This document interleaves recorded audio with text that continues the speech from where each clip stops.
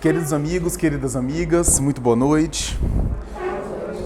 Roguemos a Deus, a Jesus e aos Espíritos bons que nos acompanhem, que nos envolva, que nos inspire nesse tema relevante, nesse tema tão especial que foi reservado para a noite de hoje.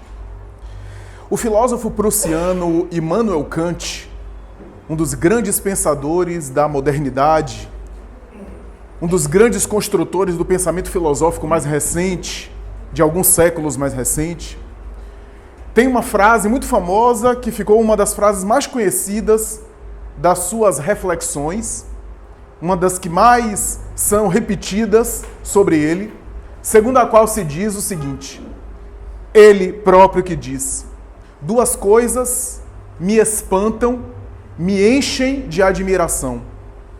O céu estrelado fora de mim e uma lei moral dentro de mim. Essa expressão de Kant, filósofo, que por volta lá do século XVII ou XVIII assim estabeleceu,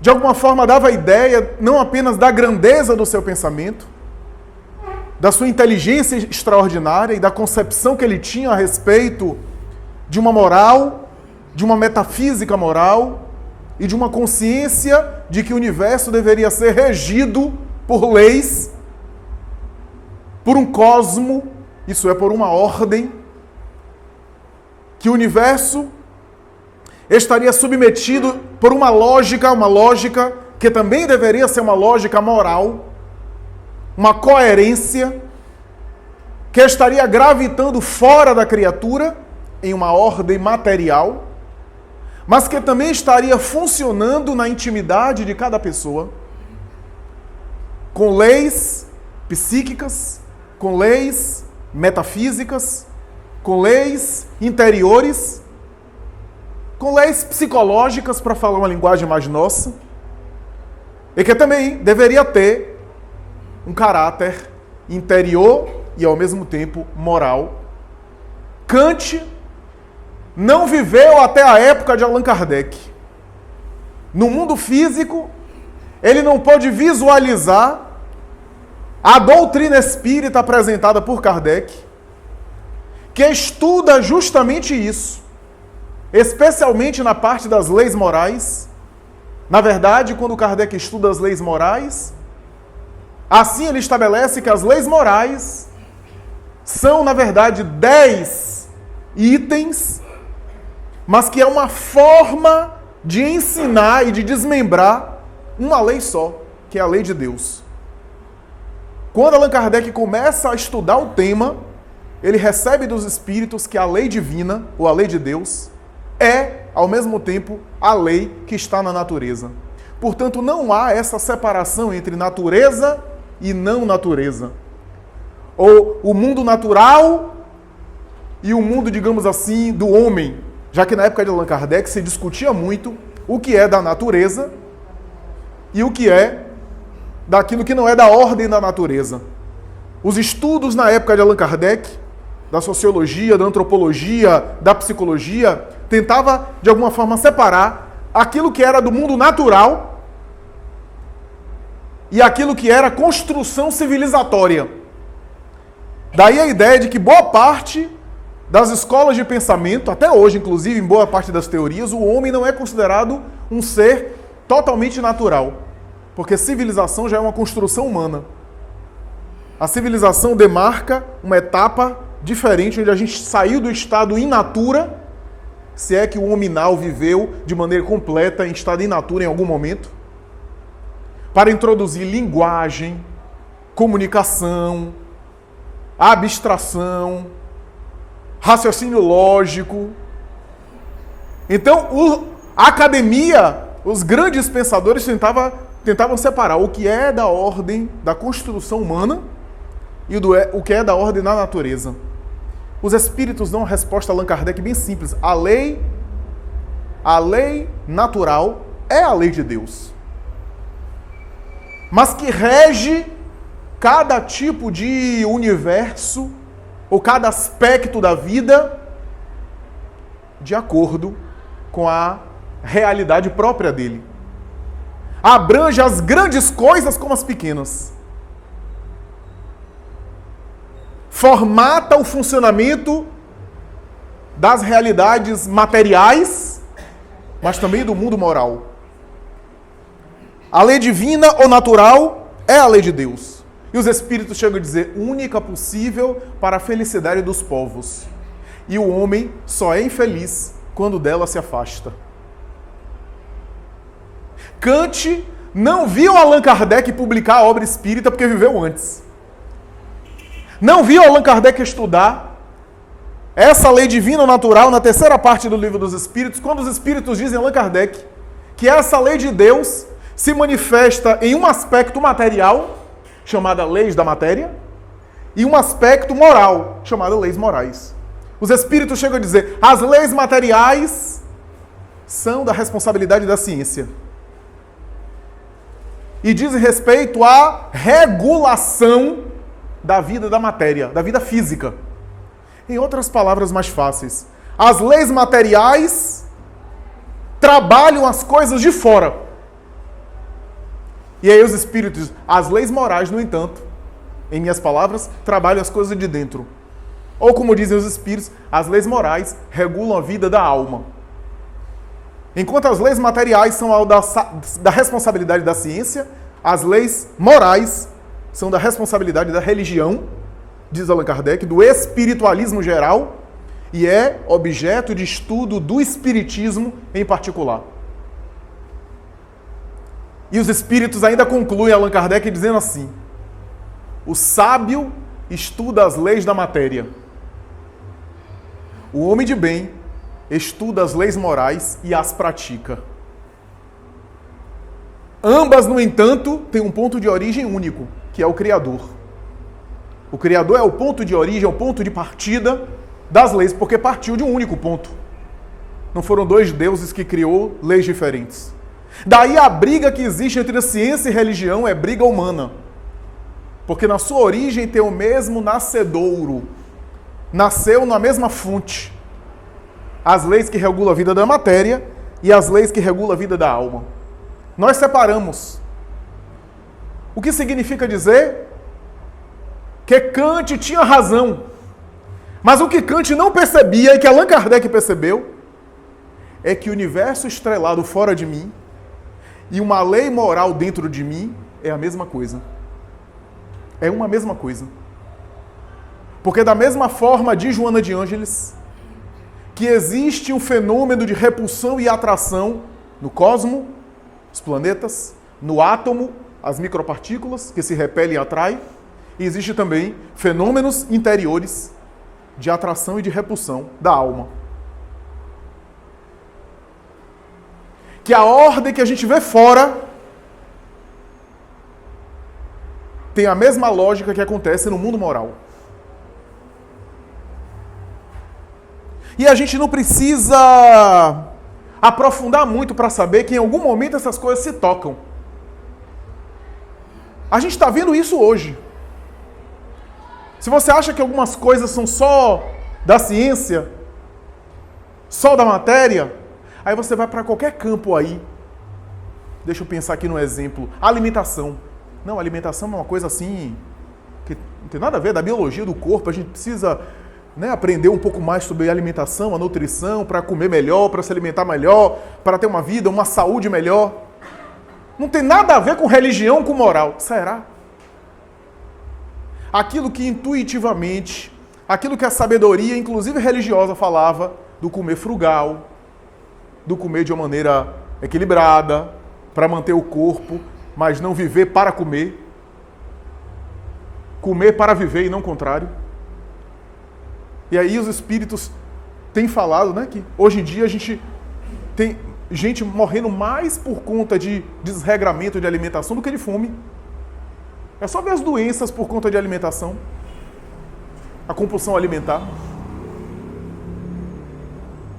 Você pensa que é só da alçada na nutrição, da biologia, da medicina, de hábitos? Tem algo de moral aí que toca. Que é a mesma coisa. Aquilo que do ponto de vista espiritual se falava de maneira equilibrada, aí você vai para a ciência e vê a coisa confirmada. A ciência confirma aquilo que a gente já tinha em termos de intuição. Tudo em excesso faz mal. Não é assim que a sabedoria popular fala? Aí, a gente vê a ciência pesquisando que o excesso de glúten dá uma coisa, mas o excesso de proteína dá outra. Se você se acabar na proteína, para emagrecer, você pode até emagrecer, mas só você sobrecarrega os rins. Se você se excede no carboidrato, tem outro efeito. Isso é só da alçada da matéria? Não. É também da moralidade. No livro Missionários da Luz, tem um espírita que frequenta a reunião mediúnica, e ele na reunião mediúnica no centro é uma coisa, para exercer a mediunidade. Fora do centro, ele tem uma vida sexual bastante desequilibrada. Ele já sai, quando ele sai, já tem 2 mulheres desencarnadas, espíritos eróticos, ligadas à sensualidade e à promiscuidade, que acompanham ele nos locais que ele vai. Eu não precisa aqui a gente descrever para onde é que ele vai. Todo mundo é adulto e já sabe. Sabe o que ele dizia fora do centro? Não, minha vida sexual não tem nada a ver com espiritualidade. São as minhas necessidades. A minha necessidade de homem, eu tenho que atendê-la. E André Luiz comentou, lamenta, ele está separando as coisas. Ele não percebe que o espírito é um só, na casa religiosa ou fora dela. E que a vida sexual dele não é uma questão apenas física de se satisfazer, mas a depender de como isso faz, afeta o moral. Porque é moral também. A gente que separa as coisas. E a vida sexual dele desequilibrada contamina a mediunidade dele. É quando ele ia no centro, a mediunidade dele, a experiência mediúnica dele, tinha pouco resultado. Porque ele não conseguia concentrar a mente atabalhoada, inquieta, pelos desejos insatisfeitos, pelas ansiedades sexuais, pelas insatisfações. As insatisfações o tempo todo. Então ele não conseguia se preencher de paz para o transe mediúnico, para a concentração necessária, para o aprofundamento da experiência espiritual. Então nós temos isso. Mas por que nós estamos falando sobre isso? Porque os espíritos dizem a Allan Kardec que essa lei de Deus, que Kardec dividiu em 10 leis para a gente entender os aspectos dela, porque essa mesma lei, ora se manifesta em forma de destruição, ora em conservação, ora em sociedade, ora em igualdade, ora em progresso, ora em liberdade. A lei se manifesta em diferentes aspectos a depender do contexto, mas é uma única lei. A gente não tem isso na legislação humana? A legislação humana vai aplicar a lei de conformidade com o contexto. Às vezes, para fazer justiça, a justiça humana tem que oferecer um tratamento diferente para uma pessoa que é diferente. Por exemplo, num lugar que tem uma escada, todo mundo sobe de escada, mas se tem um cadeirante, o cadeirante precisa de uma rampa para subir. Então faz a rampa para o cadeirante, portanto um tratamento diferente para ele, por causa da diferença dele, para fazer justiça. Se a lei humana tem isso, imagina a lei divina. Tem aspectos específicos para cada pessoa. Só que o que os espíritos dizem a Allan Kardec é que essa lei está na própria intimidade da criatura. 621, na consciência. O que significa dizer que eu já carrego essa lei. Aí a gente vai dizer, mas Flávio, será que eu carrego mesmo? Quanto bate-cabeça, quanta besteira eu faço, quanta quebradeira eu dou na vida. Eu carrego em semente. Aquilo que em mim é semente, no espírito como Jesus está já em árvore. Essa é diferente, já dá fruto. Mas todos nós carregamos essa semente. Mas por que isso? Porque a lei divina vai sendo revelada ao ser humano progressiva e gradativamente. Olha que coisa interessante. A lei está dentro de mim e vai sendo revelada aos poucos. Deus vai se revelando aos poucos para mim, à medida que o tempo passa. Agora, o que é mais complicado é eu pensar aqui, em termos filosóficos, é que o que eu vou conhecendo de Deus é porque Ele permite que eu conheça. A revelação que vai me abrindo os olhos para Ele, através da lei dele, vai sendo permitido através dele. Ou seja, tudo aquilo que eu conheço de Deus me é dado pelo próprio Deus, porque não existe fora de Deus, fora do Criador. A gente é que acha que briga com Deus e fica de mal. Não existe fora. Nós estamos mergulhados no psiquismo divino. André Luiz diz de maneira bonita, né? Ele vai falar assim, do hálito do Criador, o fluido cósmico, ou sistema nervoso do todo sábio. Ele diz isso em Evolução em Dois Mundos. Ora, e como é que a lei de Deus vai sendo revelada para nós à medida que o espírito evolui? A evolução espiritual na doutrina espírita é uma das coisas mais bonitas e mais complexas. Não é simples a gente entender a evolução espiritual. O espírito evolui intelectualmente, evolui também moralmente. Evolui na sabedoria, no discernimento e evolui no sentimento, à medida que ele avança. E não é simples a gente entender isso. Não é fácil a gente avaliar o nível de evolução de cada um. Não é fácil. Tem uma revista espírita, perguntam a Kardec o seguinte, mais ou menos assim. Se o imperador Nero de Roma, Nero é muito conhecido, ele tocou fogo, matou muita gente, ao reencarnar e não fazer tanto mal como ele fez numa outra encarnação, quer dizer que ele evoluiu?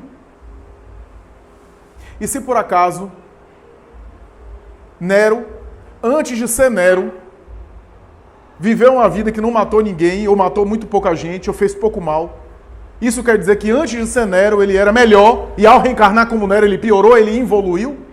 Olha, Kardec vai dizer que não.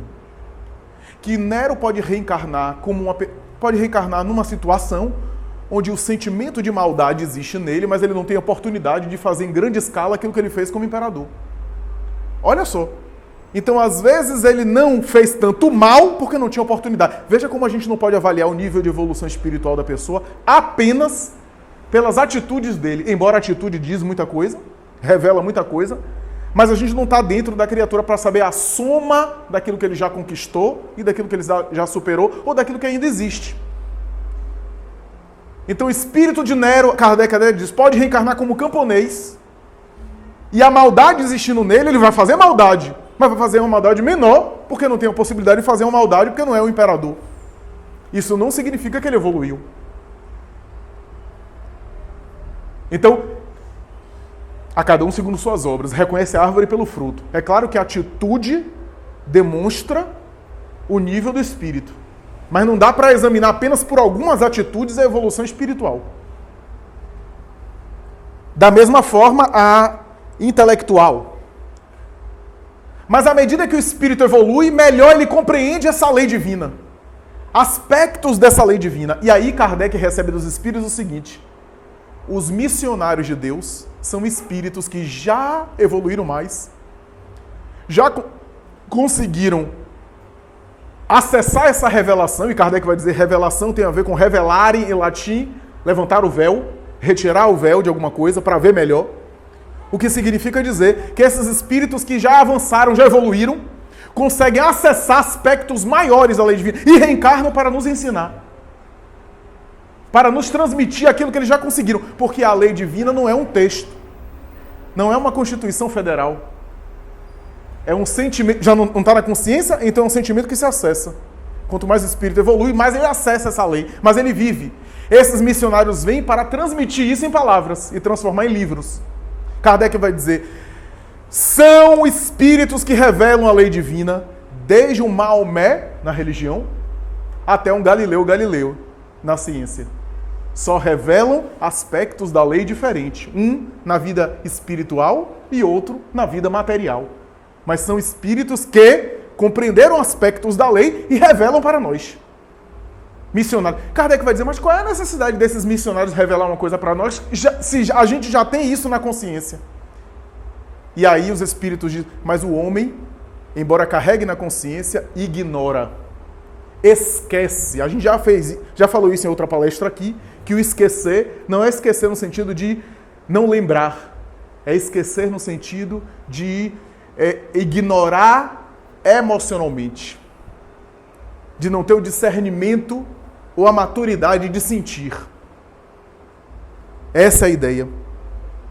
E na área da espiritualidade, esses missionários vêm dizer para nós aquilo que já existe dentro de nós e que a gente abafa.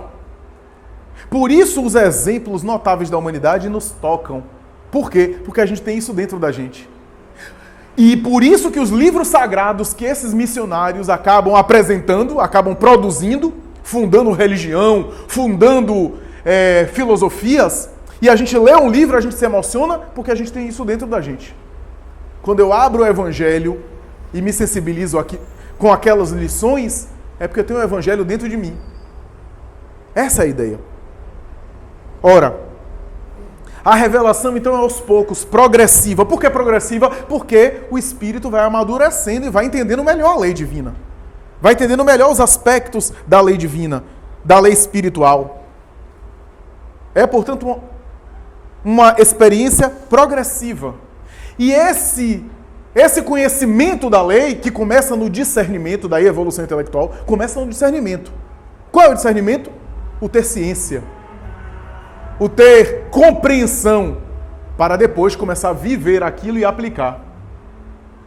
Por isso que Kardec fala da evolução intelectual. Intelectual aqui não é no sentido da universidade só, não. É no sentido do discernimento, da compreensão. O espírito precisa discernir as coisas para depois viver. Ele precisa despertar primeiro para depois vivenciar. Ora, daí a gente vê, por exemplo, só para citar algo banal, a gente hoje já tem o discernimento, por exemplo, do mal que faz o cigarro, por exemplo, dos malefícios. Mas às vezes a gente tem um monte de informação, a carteira de cigarro, às vezes tem uma foto da pessoa cancerosa, acabada, o Ministério da Saúde adverte, dá câncer, e a gente fuma mesmo assim. Então a gente tem informação, tem um conhecimento, mas isso não é necessariamente consciência. É um passo importante, conhecimento é importante, mas não é suficiente para mudar. Quanta coisa que a gente faz de errado que a gente já sabe que não é por ali. Então, o discernimento às vezes acontece e às vezes o sentimento não está acompanhando ainda. Nem sempre acompanha imediatamente. Daí, às vezes, nesse plano nosso, nesse nível espiritual nosso, o sofrimento, a dor ainda se faz necessária. Porque nós não optamos pela atitude do amor, pela atitude da consciência, da sabedoria. E o sofrimento, às vezes o sofrimento de alguns anos, faz aquilo que demoraria para a gente despertar séculos. Aliás, quem diz isso não sou eu, são os espíritos. Por isso que ainda se faz necessário, infelizmente, a lição dolorosa do sofrimento entre nós. Daí a gente vai aprendendo com a experiência. Deixa eu pegar logo o exemplo da comida. Às vezes a gente come demais e passa mal. Com o tempo a gente vai tendo aquela sabedoria, não precisa de um... Mas aí quem estuda a coisa já fica mais... Já tem uma ferramenta melhor. Porque no bate-cabeça a gente aprende também, mas às vezes bate muita cabeça. É que nem eu digo, você quer aprender a tocar música? Se você ficar tocando piano ali, batendo cabeça, você consegue, mas é mais difícil. Você chamar um professor, vai lhe ajudar, porque ele já tem experiência, já percorreu um caminho que você ainda não foi. Essa é a ideia. Assim é na música, assim é na alimentação, assim é na espiritualidade. Essa é a ideia. Ora, daí a lei divina está atuando sobre nós. Está atuando no mundo físico, no mundo moral, no mundo psíquico. O tempo todo está nos afetando. Mas Allan Kardec vai receber dos espíritos uma coisa ainda mais. Do ponto de vista universal, existem 3 revelações de caráter universal. A primeira revelação, a revelação do judaísmo, é a primeira revelação da lei de... quando se fala primeira revelação, não é que Deus só revelou ali a sua lei pela primeira vez. Não, Deus sempre revela a sua lei. Mas do ponto de vista de algo mais universal e de uma proposta mais coletiva, a primeira revelação de um caráter internacional foi aquela personificada no judaísmo. Buda, Krishna, sempre revelaram aspectos da lei divina antes. Os grandes sábios do Oriente. Mas do ponto de vista de um conjunto universal que serviria para todas as épocas, o judaísmo é um repositório de grande sabedoria. Uma síntese espiritual importantíssima. Não apenas com Moisés. Moisés é a figura máxima, mas vem desde Abraão. O judaísmo são cerca de 2000 anos de uma série de médiuns que eram profetas, reencarnando e recebendo informações espirituais importantes. De Abraão até Moisés é muita coisa. E Emmanuel, através de Chico Xavier, vai dizer assim: essa revelação mudou para sempre os códigos legais da Terra. A justiça humana, todos os códigos de todos os países foram influenciados pelo Decálogo de Moisés, pelos 613 mandamentos e mais tarde pelos 10, que era uma síntese. Todos os países do mundo. Nós tivemos também a noção de monoteísmo, a ideia de um Deus que surgiu a partir dessa primeira revelação. E Emmanuel vai dizer uma coisa importante, vai dizer mais do que isso. O que Moisés fez foi sintetizar toda a sabedoria espiritual antes dele, do Egito, do hinduísmo, da antiga China. E essa sabedoria que estava envolvida em muita coisa complicada, símbolos dos faraós, o esoterismo, iniciação, coisas até que a população em geral não compreendia, Moisés sintetizou de uma maneira fácil para que todo mundo entendesse. A sabedoria espiritual de todos os povos antes foi sintetizada na figura de Moisés, na simplificação da sabedoria espiritual. Daí a gente tem, na primeira revelação, um conteúdo maravilhoso sobre mediunidade e profecias, como nenhum povo conhecia, como eles. Uma noção de oração e de elevação de pensamento que não havia. Eu respeito muito o Egito, com as suas técnicas de magnetismo, de fluidos que existia. O hinduísmo e a sabedoria milenar da Índia, da meditação, da interiorização, mas aquilo que o judaísmo produziu em termos de conhecimento dos fenômenos espirituais, em termos de transcendência e em termos de relação com Deus, não havia antes. Porque a gente vai ver a meditação do Oriente, etc., muito boa, mas também tem muitas coisas da época que eram infantis. Se você fizer o mal, você volta mais tarde e reencarna no inseto. Né? Eu não posso aqui maltratar, não que a gente deva maltratar bicho nenhum, mas eu não posso maltratar aqui porque essa vaca aqui pode ser minha mãe reencarnada. Umas coisas infantis. No meio de muita coisa sábia, é claro. Então era esse o contexto. Ora,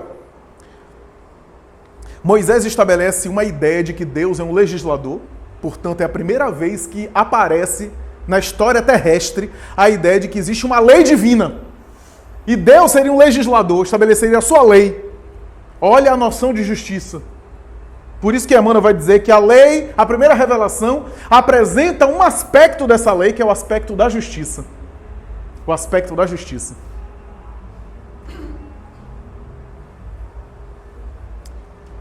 É claro que a justiça naquela época era compreendida de uma maneira muito bárbara. Mas ainda assim era uma evolução. Se você for olhar a evolução da justiça, antes de Moisés, por exemplo, se alguém, roubava uma coisa na casa do outro, a justiça era o seguinte: pega essa pessoa, mata ela, mata a família dela toda, destrói a casa. Isso era fazer justiça. Veja que isso era muito mais vingança do que a justiça, mas... Aí a coisa evoluiu. Evoluiu como? Se ela rouba, só mata ela. Já é uma evolução. Já é uma evolução fantástica para o que acontecia antes. Aí evoluiu mais ainda, sabe como é? Roubou, não mata não, corta a mão. Matou o irmão, mata o irmão dele. Olho por olho, dente por dente. Pra gente é horrível, mas era uma evolução para o que se fazia. Era muito melhor. E a partir daí é que se desenvolve os conceitos de Deus. Deus como alguém que está punindo ou está premiando. Os espíritos chegam a dizer para Kardec: tem cuidado, porque essa ideia de olho por olho, dente por dente, Essa lei de talião não é uma lei que deve ser usada pelos homens.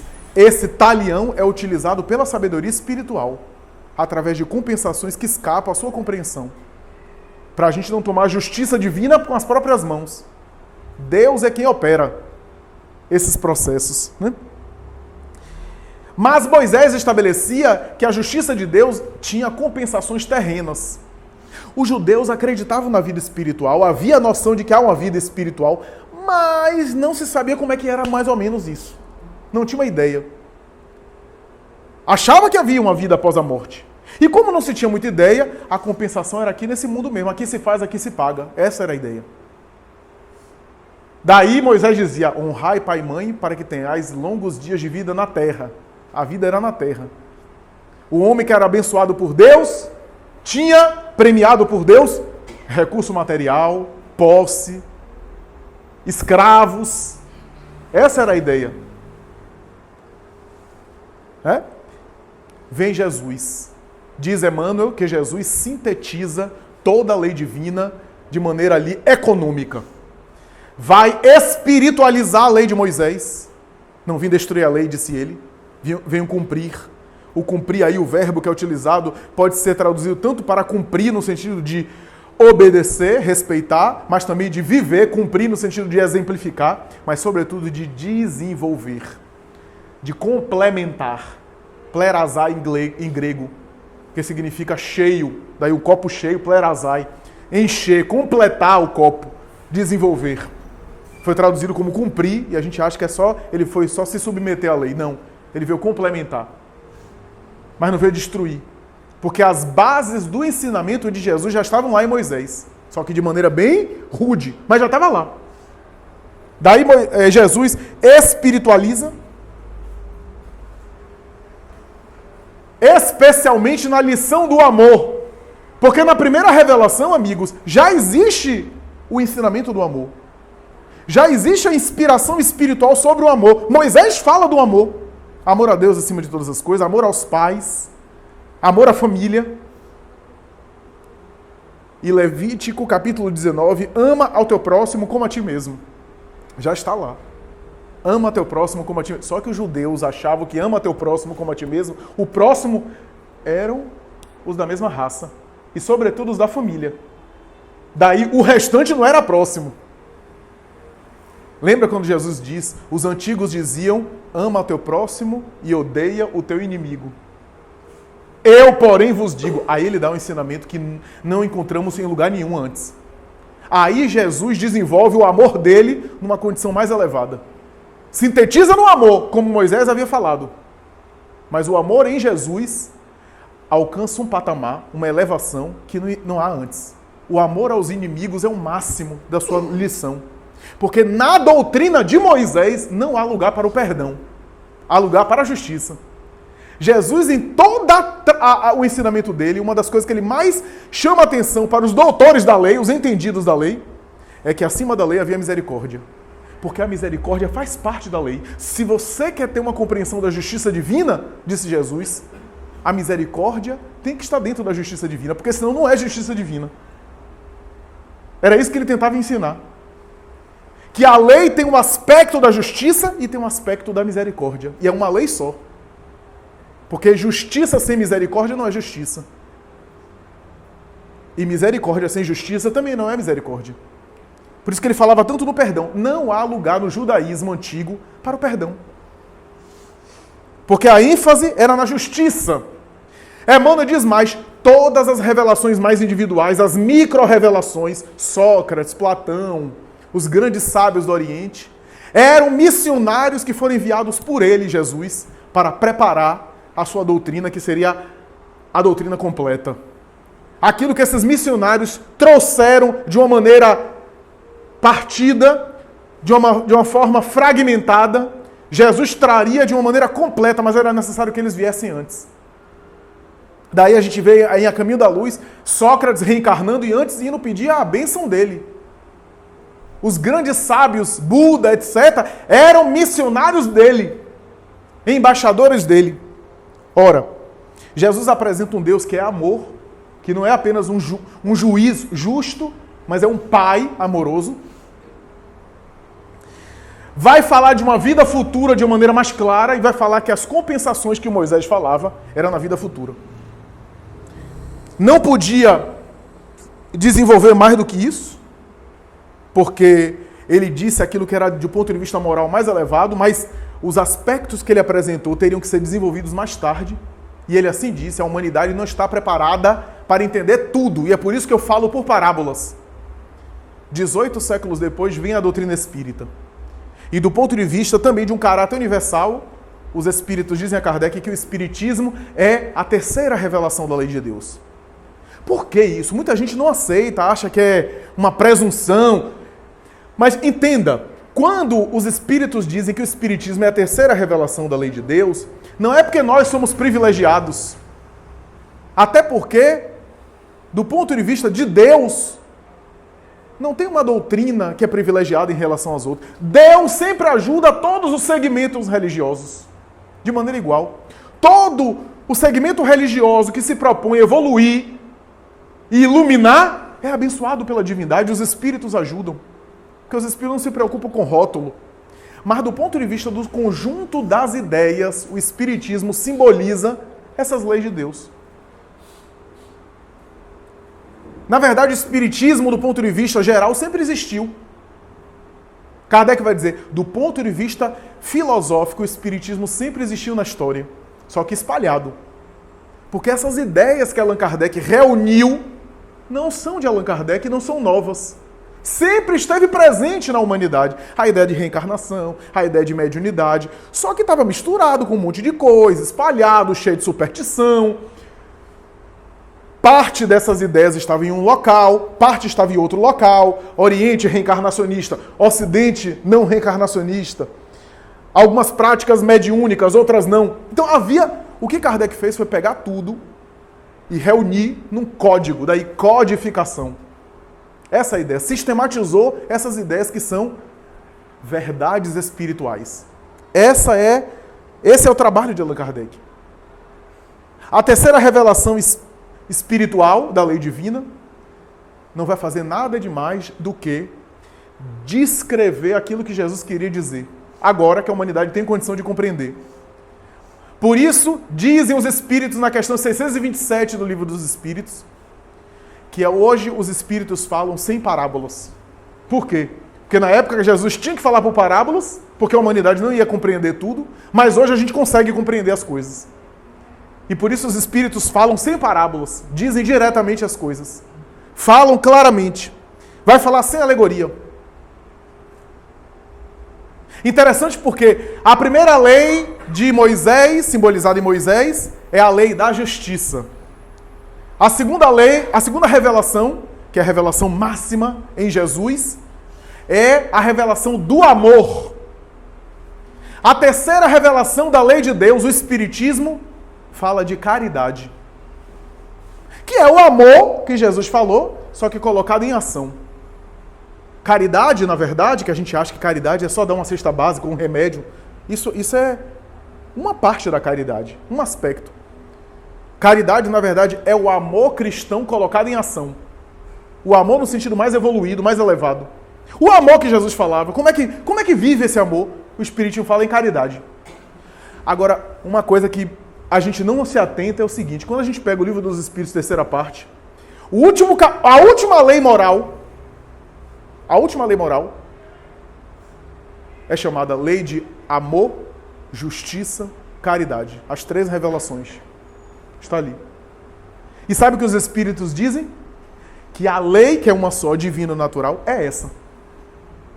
A lei divina, que a gente divide para estudar, na verdade é lei de amor, justiça e caridade. É a síntese. Acabam as leis morais com a lei, que é a lei de Deus mesmo. Kardec vai dizer, a revelação espírita, portanto, tem a característica de ser um conjunto de informações que não vem de uma pessoa só. Se na época de Moisés simbolizava essa revelação, se Jesus simbolizava também a revelação do cristianismo, né, o amor, no Espiritismo não tem uma pessoa. Porque o Espiritismo é dos espíritos. Não está centralizado em um único encarnado. Kardec foi aquele que só organizou. Mas a doutrina é progressiva, diz Allan Kardec, evolui com o tempo. À medida que a humanidade evolui, as informações espirituais vão também acompanhando a evolução da humanidade. Tem um caráter sempre evolutivo. Daí Kardec teve a coragem de dizer uma coisa que nenhuma religião já disse. Nenhum religioso teve a coragem de falar isso. Se a ciência provar que a gente está errado em algum ponto, a gente abandona esse ponto e fica com a ciência. Nenhum religioso teve a coragem de falar isso.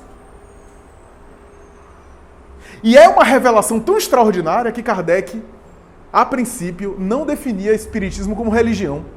Sabe por quê? Porque Kardec vai dizer o seguinte: o caráter da revelação espírita é um caráter que tem um aspecto das leis materiais e um aspecto das leis morais. O aspecto das leis materiais é porque o espiritismo tem um aspecto de ciência, de investigação, de estudo, de pesquisa. E o aspecto das leis morais é porque é uma revelação do mundo espiritual para a Terra. Na religião, a revelação acontece pela graça, pela manifestação do Espírito Santo, pela manifestação, de algo do alto, do sagrado. A revelação acontece assim, na área religiosa. A revelação na área da ciência é o quê? Estudo, pesquisa, descoberta. Kardec vai dizer que o espiritismo tem um caráter duplo. Tem essas duas características. Tem um caráter científico, do estudo, da investigação, e tem um caráter da revelação espiritual. Por isso, Kardec vai dizer que é uma aliança entre o aspecto da ciência e o aspecto da religião. O espiritismo faz uma conexão entre essas duas coisas. Porque do ponto de vista espiritual, é uma revelação que é dada pelos espíritos. Mas do ponto de vista humano, tem a nossa colaboração.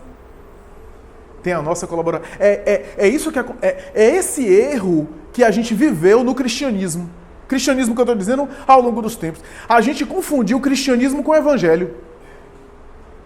Eu já falei isso aqui. Evangelho é a lição pura.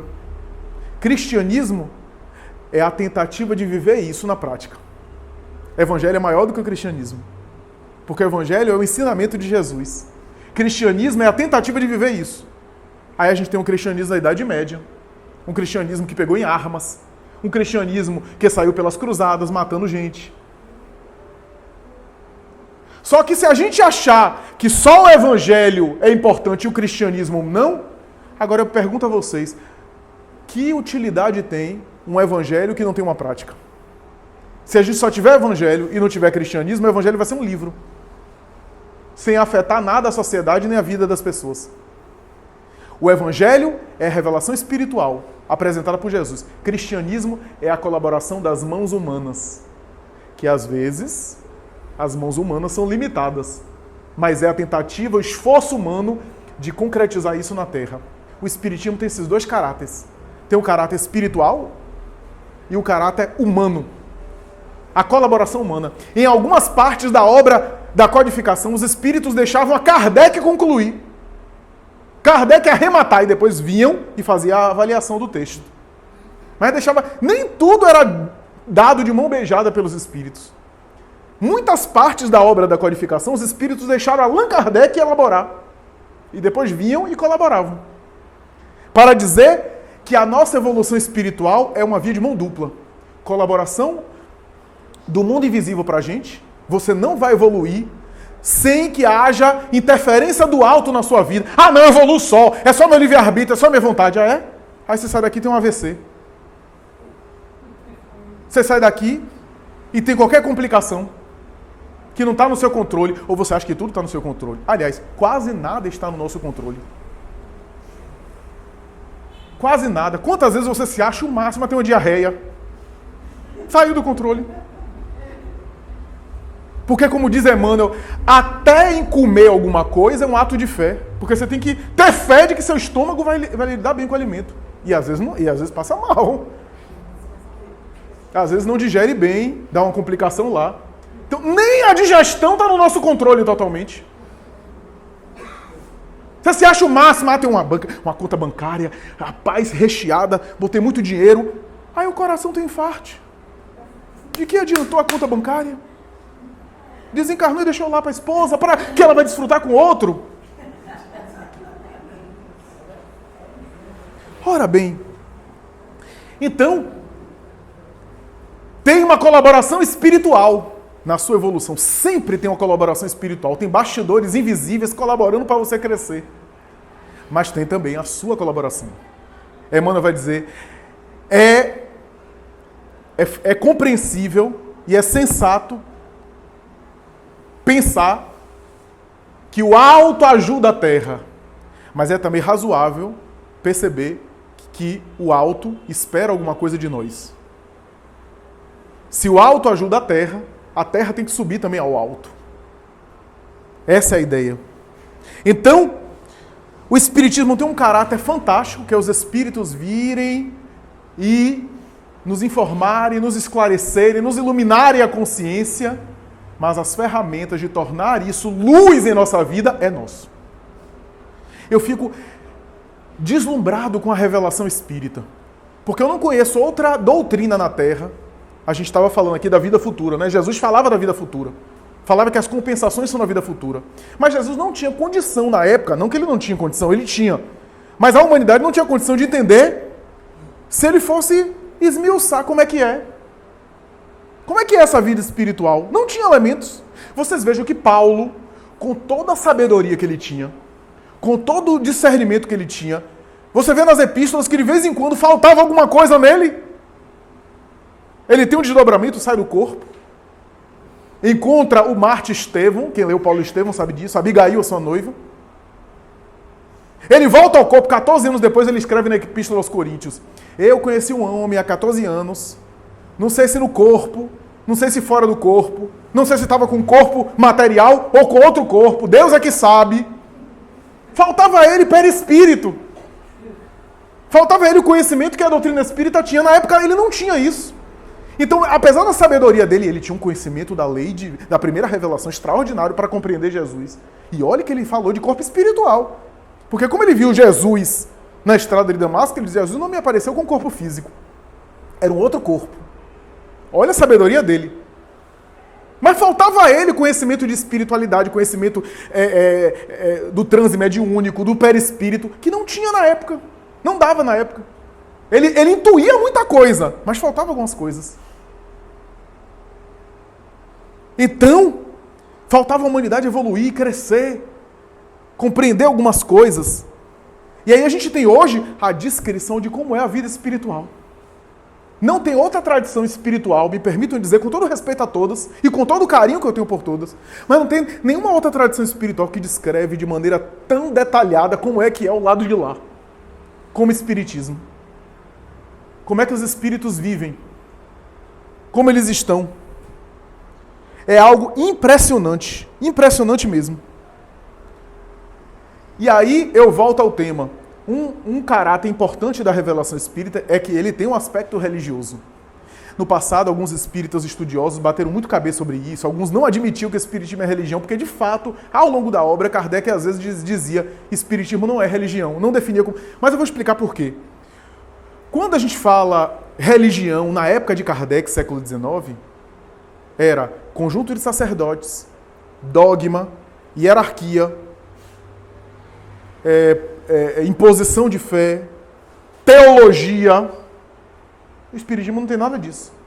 Então, em alguns momentos, a gente vê o diálogo de Kardec com o padre, né? O sacerdote bota uma coisa e Kardec vai lá e diz, não, o Espiritismo não é uma religião, mas vem colaborar com todas as religiões. Não é uma religião no sentido que as pessoas entendiam que é religião. Mas, para não deixar dúvida, em outubro de 1868, Revista Espírita, um ano antes de Kardec morrer, ele publica um texto na Revista Espírita chamado O Espiritismo é uma religião? E ele desenvolve um raciocínio dizendo que toda reunião é a reunião de pensamentos em comum. Uma reunião como essa, todo mundo está vibrando em uma ideia. E essa comunhão forma um laço. E esse laço forma uma atmosfera de fluidos, vibrando em algo. Uma assembleia é um todo, diz Allan Kardec, que vibra em uma mesma sintonia. E aí ele vai dizer, ora, do ponto de vista da palavra religião, religião significa religar, ligar, laço. Laço com as pessoas e laço com o divino. E aí Kardec vai dizer, o Espiritismo, nesse sentido, é religião. Não definimos antes o espiritismo como religião, porque o espiritismo não é uma religião no sentido sacerdotal. Mas no sentido filosófico, o espiritismo ele toca no ponto de todas as religiões. Prece, caridade, amor ao próximo, melhoramento pessoal, transformação de comportamento são propostas de todas as religiões. Por essa razão, meus amigos, quando olhamos o conteúdo espírita, ficamos admirados com a riqueza dos seus panoramas. É impressionante porque você pode receber uma informação aqui nessa casa, na Mediúnica, que confirma aquilo que outros centros espíritas estão recebendo em outros locais do mundo. A mesma informação, com a linguagem da gente, com a linguagem do médium que recebeu. A linguagem pode ser diferente, mas a essência é a mesma. É impressionante. Falando das mesmas coisas, tocando nos mesmos temas, médiuns que não se conhecem. Então, quando você vê lá a descrição de determinada situação no mundo espiritual e você vê que outros médiuns receberam as mesmas informações. Quando, por exemplo, André Luiz começou a psicografar sobre cidades espirituais, que ele chama de colônia, quando você vai pesquisar, você vê outros médiuns que não conheciam Chico Xavier. Médiuns até que não eram espíritas da Europa, recebendo descrições de cidades espirituais. As mesmas descrições. Por quê? Quando uma opinião é do mundo espiritual, ela se repete. Quando é de um espírito só, fica só nele. Essa é a diferença que a gente precisa compreender. Porque o espírito pode desencarnar e pode trazer a sua ideia. Falar sobre as suas ideias. Eu me lembro, para já caminhar para a conclusão, que José Pititinga, o grande Pititinga, pioneiro do espiritismo aqui na Bahia, esse homem extraordinário, que foi um dos fundadores da Federação Espírita do Estado da Bahia, na época União Espírita Baiana, hoje Federação Espírita do Estado da Bahia. Certa vez, havia um centro espírita aqui na Cidade Baixa, aqui em Salvador, que um médium da casa estava recebendo Jesus. E começou a fazer uma fila extraordinária. E Pititinga, que era além de ser um apóstolo do bem, uma pessoa dedicada à caridade, assessorado muitas vezes pelo próprio Bezerra de Menezes desencarnado, esse homem que era o exemplo de uma moral e ao mesmo tempo um intelectual admirável, um escritor fantástico. Ele ouviu falar e resolveu conhecer. E foi à casa. Quando ele viu aquela fila quilométrica, as pessoas pegando fila, ele disse, esse deve ser um fenômeno interessante. E ele pegou a fila. Chegou na vez dele, o médium em transe recebendo Jesus. E aí ele se aproximou. E aí disse, eu estou falando com Jesus? Ele disse, sim, meu filho, pode falar. E Senhor, já que eu estou com o governador espiritual da Terra, estou diante do construtor do planeta, em nome de Deus, nosso guia e modelo, eu tenho algumas dúvidas para tirar com o Senhor. A primeira delas é o seguinte, como foi o vosso nascimento? Porque muita gente fala um monte de coisa, diz que você nasceu de um caráter especial, outros dizem que não, que isso é um entendimento de uma metáfora, e muita gente fala sobre o nascimento por intermédio da vossa mãe, mas ao mesmo tempo, você mesmo disse que não vinha destruir a lei natural, não vinha alterar a lei natural, que vinha pelos meios normais. Como é que a gente pode explicar o vosso nascimento? O Espírito olhou para ele e disse assim, isso eu não posso responder. Ele disse, pois não. Então eu queria tirar uma outra dúvida com o senhor. Vê se o senhor pode responder essa segunda pergunta. É o seguinte, na multiplicação dos pães e dos peixes, algumas pessoas acham que aquilo era impossível, que não foi uma multiplicação mesmo, que você saciou a fome de todo mundo com a sua presença. Você matou a fome das pessoas com a sua presença. Mas o texto fala que a sobra dos pães foi dada até os cães e até os animais se alimentaram.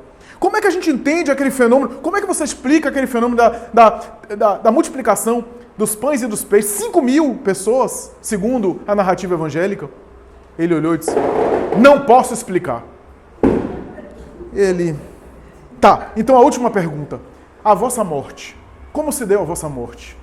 O Senhor na cruz, o corpo não foi encontrado.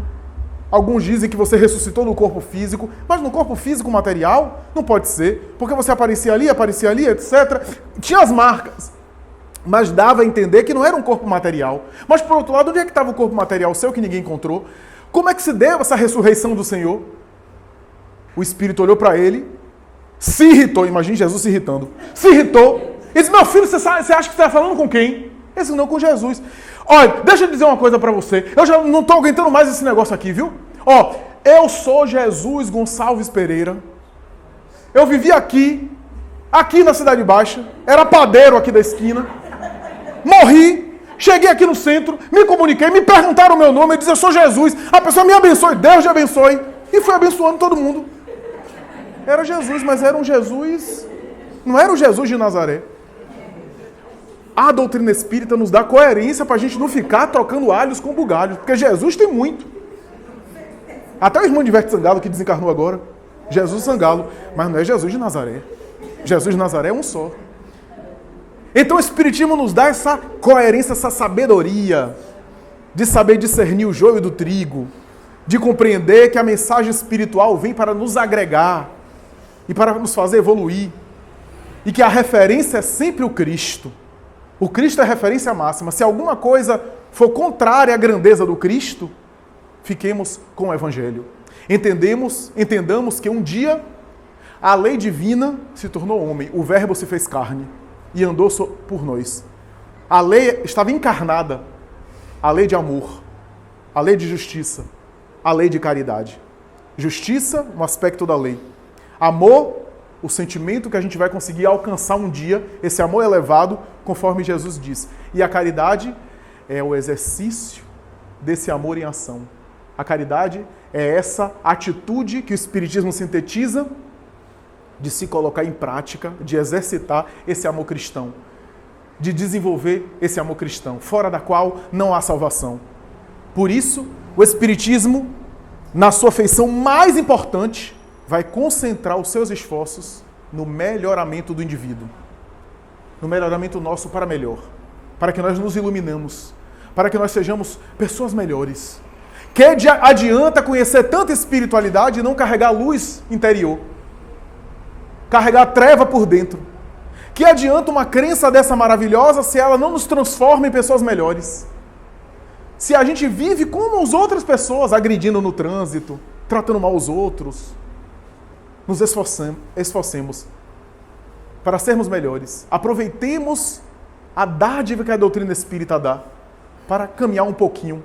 E só para concluir, quando Chico Xavier fez 60 anos de mediunidade, ele ficou tão emocionado, 60 anos de trabalho mediúnico, e disse a Emmanuel, são 60 anos dedicados ao trabalho mediúnico, o que é que você acha? E Emmanuel disse, Chico, os benfeitores espirituais acima de mim, quando você completou 60 anos, eu também perguntei a eles, e eles disseram que são equivalentes a 6 segundos na eternidade. Você avançou 6 segundos na espiritualidade. Então, o que é Moisés para Jesus? 3.000 anos. O que é Jesus para nós? 2.000 anos. Alguns dias na eternidade da revelação da lei de Deus. Muito obrigado, muita paz.